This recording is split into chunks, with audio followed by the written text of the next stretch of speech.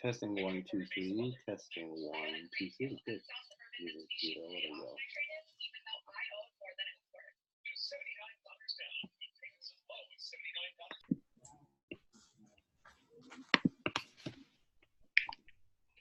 Thank you very much for listening to the Voice of Job Seekers. This is your host, Mark. And if you want to know more about the podcast and the blog, where there's lots of articles, probably more articles than there are podcasts, you can go to thevoiceofjobseekers.com.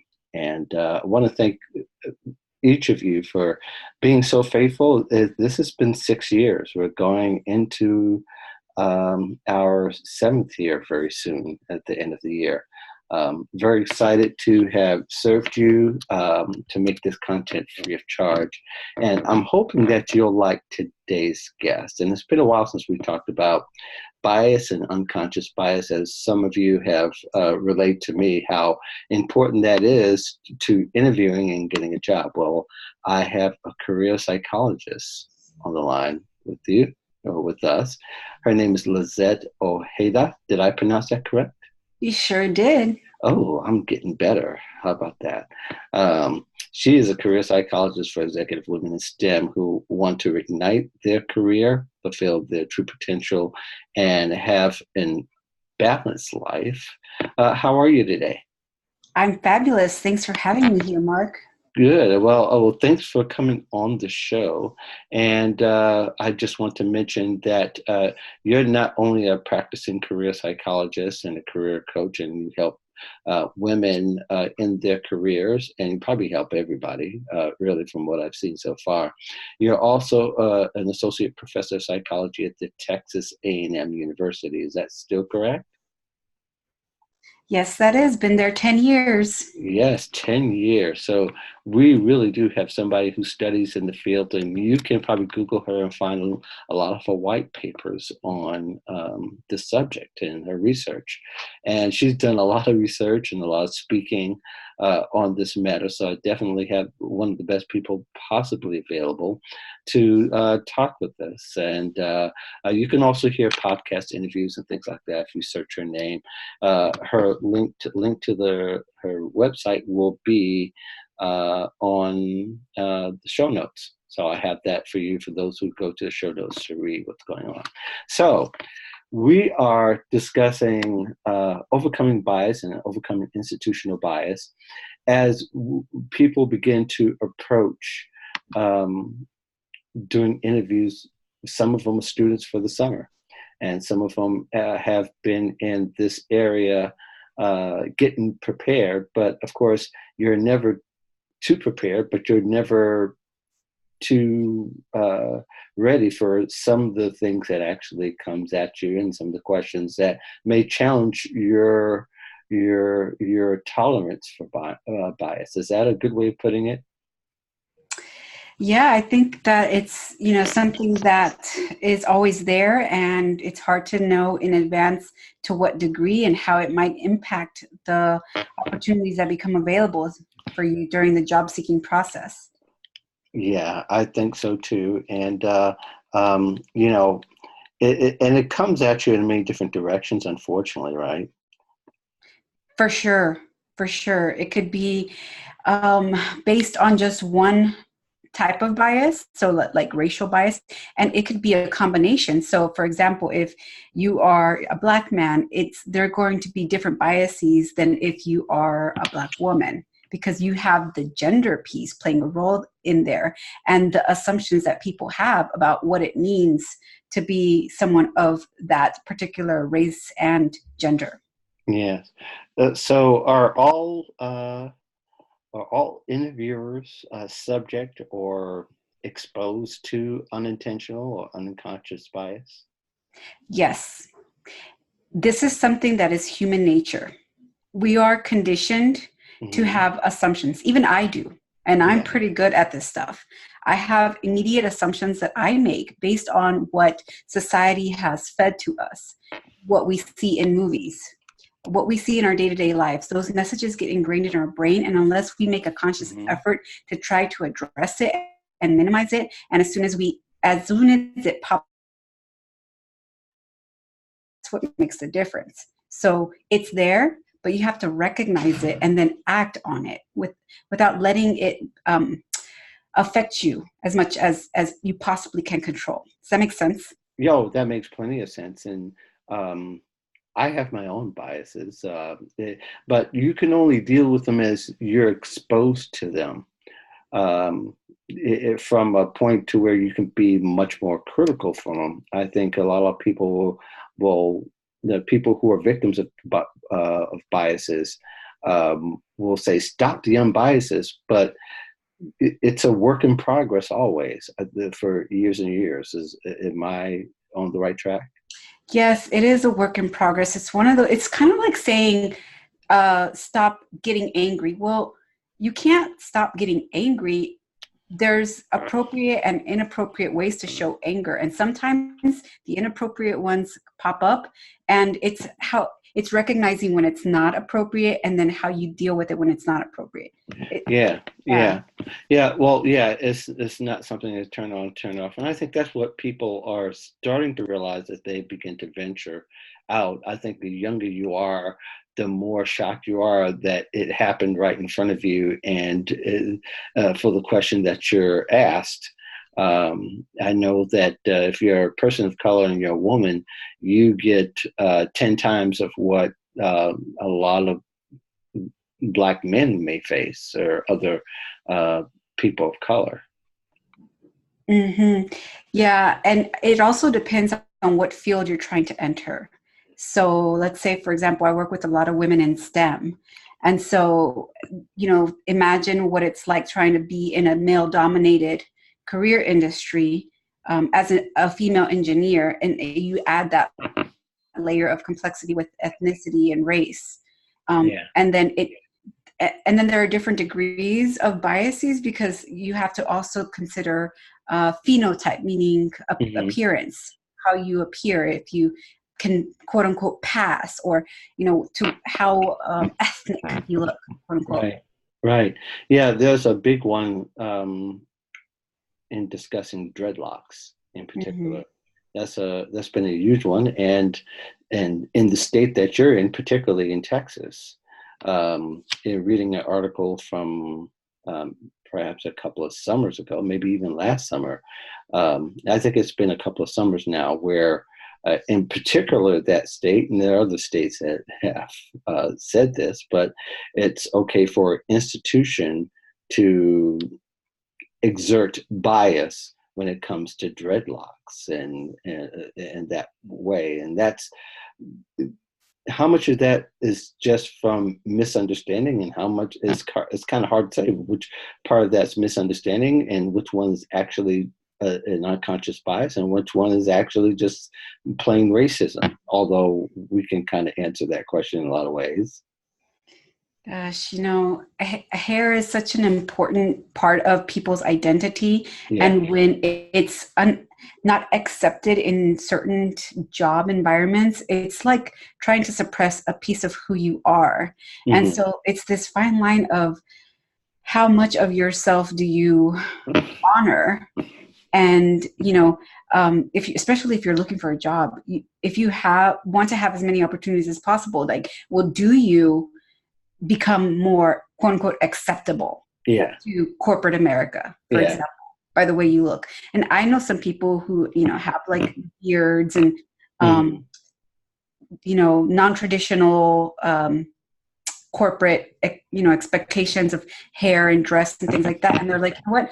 I'm okay with not changing myself, even if it means not getting as many opportunities as I would like. Right. So it's a decision that you have to make. Yeah, it is. And I think there's some industries that kind of tell you up front, like in the hotel industry, in most parts of the hotel industries, and especially when you get to the higher end hotels, the employees, they tell you that you can't have facial hair. For instance, you can't have that beard, since you mentioned that.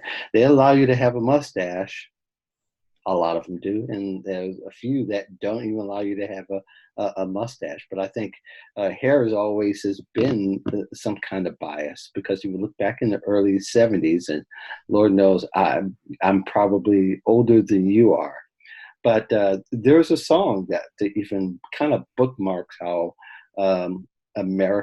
corporate America feels, or business America has felt in the past.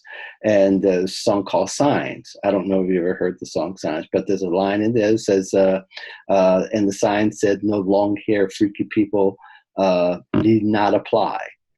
And so, and that was really addressing a lot of, it addressed white and Black people at that particular time. But there was bias there, saying that you don't feel like you can really do the job because all the bias that was associated with long hair, which there still might be some, but not as much. But in this particular case, we're talking about dreadlocks, where there's an association of, some will say that we don't like how it presents because it doesn't look neat, if you will.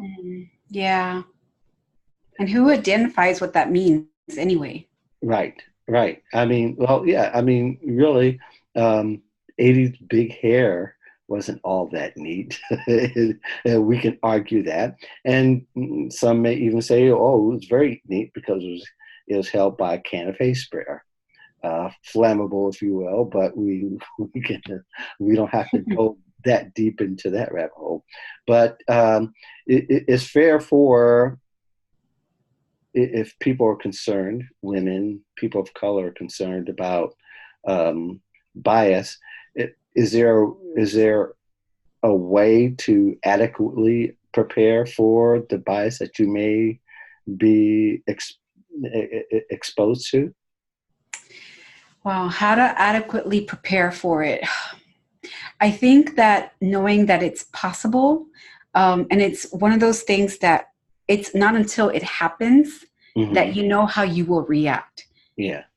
But I think when you're prepared to know that it's possible, then that allows you to be more prepared for it, because you don't know how it's going to come. You don't know when it's going to come. You don't know the severity, the intensity. You don't know if it's an area where you are maybe more sensitive or take more personally or not. You don't know who's going to say it. You don't know how they're going to say it. So it's really difficult to prepare ahead of time for all these things. Sure. Yeah, and it happens even before you're even met for the first time. I mean, as soon as somebody sees a resume and they see an address, maybe you live in an urban area, or in an area that may require a long train ride or a long bus ride to get there.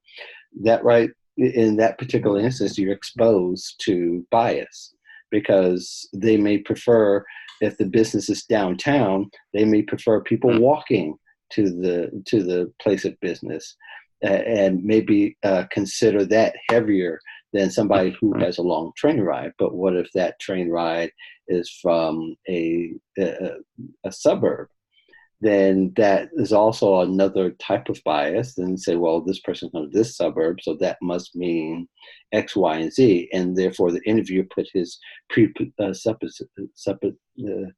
he pre-screened his bias, so to speak, to kind of meet the expectation of where somebody lives, or even the phone number. Like the different places in Chicago and the different urban large cities where phone numbers mean, one set of phone numbers mean one particular area, another area code means another type of area. So, the bias is kind of like meeting you at the front door sometimes, if you let it. Yeah. And even your name on a resume. Yeah. I mean, you have to stand out to make it to the top of the pile. But there's research that shows that even your name, there's research. I don't know if you're familiar with this research. Where the resume. Very much. Yes. But did you also know that even when you have Okay, so we know that when you have two resumes that are exactly the same, but one has an ethnic name, sounding name, and the other does not, Right. that the ethnic sounding name does not get chosen. Right. You know that. But did you Yes. also know that even when the ethnic sounding name, the resume for that person, when their resume, credentials is better, they still don't get picked as Yeah. much. Yes. Isn't that And amazing? Isn't yeah, that that is crazy? amazing. About 4 years ago, did a whole show on names and what they actually entail in the bias. And there's the studies from Harvard, and there was one done by a major institution in London that were really pronounced, where they did thousands of they tested this theory thousands of times, and the result was always the same, where the Anglo-Saxon name was likely to be chosen to be interviewed rather than the one that was more ethnic. Mm-hmm. But there's no way to prepare for that, because if you got that far, that doesn't mean you're out of the woods. So if you have perhaps an ethnic name and you got chosen to get the interview, that's a good sign. But that doesn't mean you're home free. For sure. I would suggest that once you get in the door and have the interview, to find a way to connect with the interviewer Mm-hmm. so Mm-hmm. that they get to like you, so that they feel like you are relatable. Even if you're quote unquote different, Mm-hmm. find a commonality so that they can feel more connected to you. And when they feel more connected to you, they're going to like you more. And if they like you more, well, guess what? You're more likely to get an opportunity. Yes, and I think that people are interviewing are also researching them too. They're going checking Yeah, the LinkedIn exactly. profile, and there's a bias for not having a photo on your on your LinkedIn profile, because it's unlikely you'll get chosen, because they can't tell who you are other than the sparse information you've already put on your LinkedIn profile. So it's best to invest that time and make the best of it.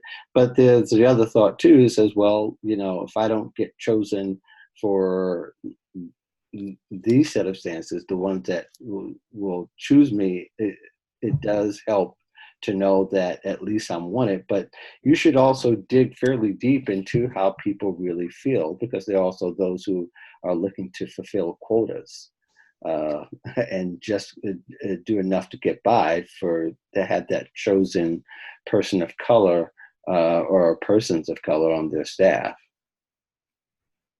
Yes, that's something that happens.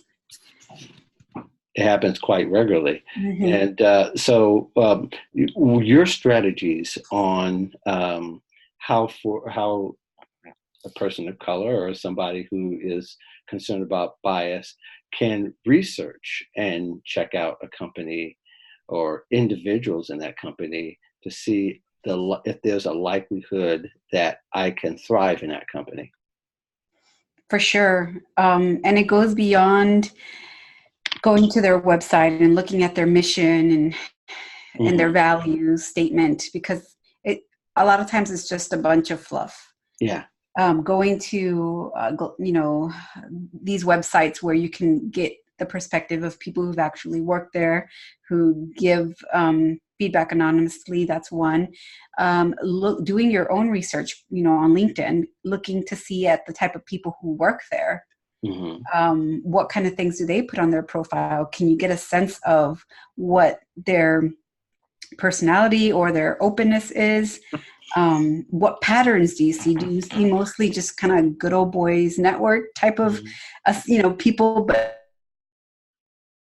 that's putting a judgment too, right? You're making assumptions. But you could just start to do your research, right, on Google and on LinkedIn. And even if you can also connect with people who work there or who have worked there, that would be good. But also keep in mind that everybody has a different perspective. So the experience of one person might be very different from another. Yeah.